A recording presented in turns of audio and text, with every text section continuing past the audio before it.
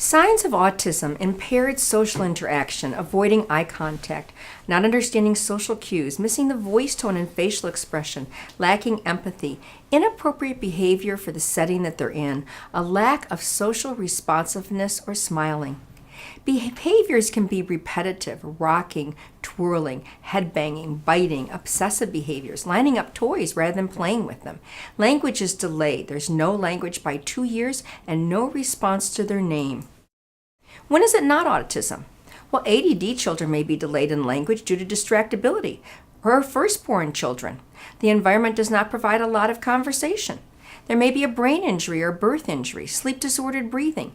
Any neurological disorder or disease that impacts the frontal processes or executive function can delay language.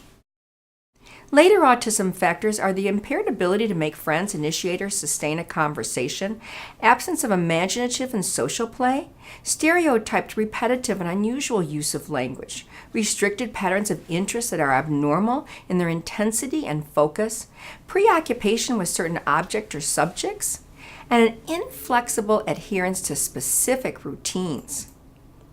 When is it autism, or when is it executive reasoning? We think it's both.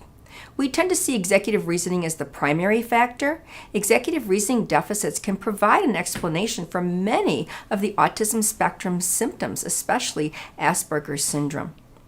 So we really believe that it's important to get a thorough emotional, psychological evaluation as well as a neuropsychological evaluation to separate out these factors. Treatment means working with the school for the necessary educational behavioral interventions and accommodations. Work on the sleep. Typical sleep of the autism spectrum is restless. Work on calming sleep down. Go through neuropsychological testing to be clear on the diagnosis and the brain systems that are impacted. Be ready to problem solve and think out of the box. Work with a neurologist. Recent research suggests an overlap with epilepsy. ABA therapy is important for severe autism and engaging community support. Behavior therapists specializing in autism spectrum, if high-functioning autism or Asperger's, is very important. Seek out neurocognitive treatment and a neurocognitive training program based upon specific deficits found. Typically, we see executive reasoning that can be addressed with social skills training, concrete do's and don'ts, and developing internal rules for behavior.